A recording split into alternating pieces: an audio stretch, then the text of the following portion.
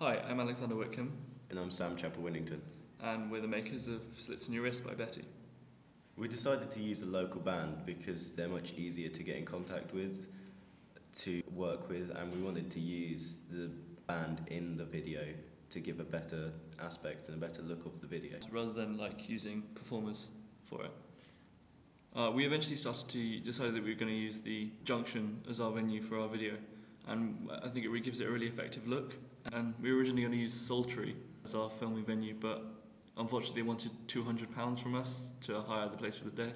We just weren't going to get that amount of money, so the Junction was a really effective backup plan, and it worked really well. This is my ancillary task. It's the front and back cover of the digipack. I've decided to keep it fairly basic and bright poppy colours in a cartoony style to go with the teenage look of a diary. And I was hoping it would go with the idea of the music video being the girl as a stalker.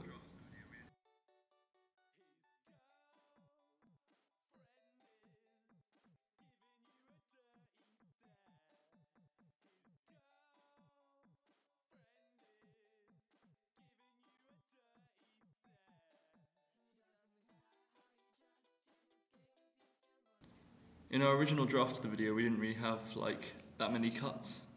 Like you can see here, there's cutting all the time, and first of all, we didn't really have that. We had slower shots that went on for longer, and we were told that we need to pick up the pace of the video a lot more, so we decided to add these cuts to give it a much higher pace. Also, after the long shot of where Rosie sings for a very long time in front of a white background, we decided that we were going to cut really quickly to the rest of that, so this sort of goes well with later on in the video.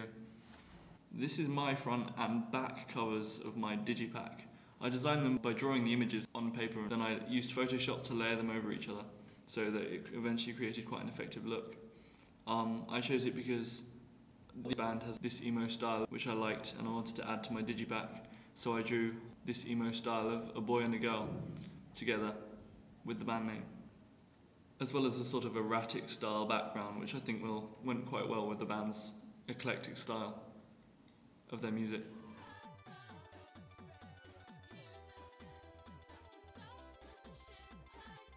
This part of the video is cut the most to the beat to make it seem much more lively and more interesting.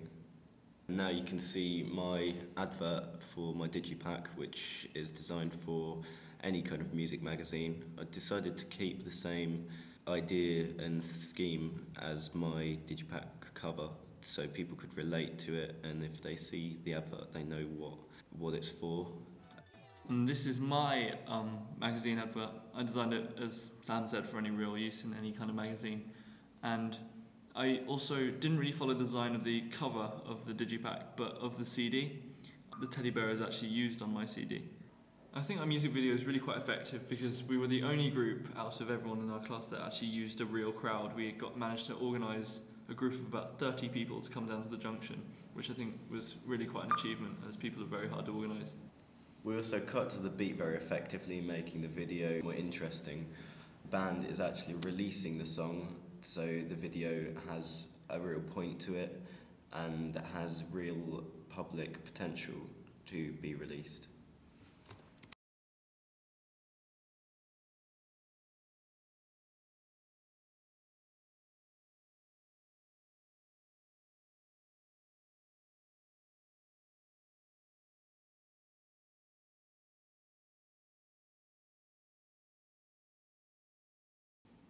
Also, the part of the video where Rosie is dancing in front of the white background, I think, is really effective because we were going to remove it until we spoke to the band about it, and Rosie and Tom said that they really actually very much liked that scene and wanted it in the real video, so we decided that we'd leave it in, and I think that shows and demonstrates a really good relationship that we had with the band and makes the video all the more effective.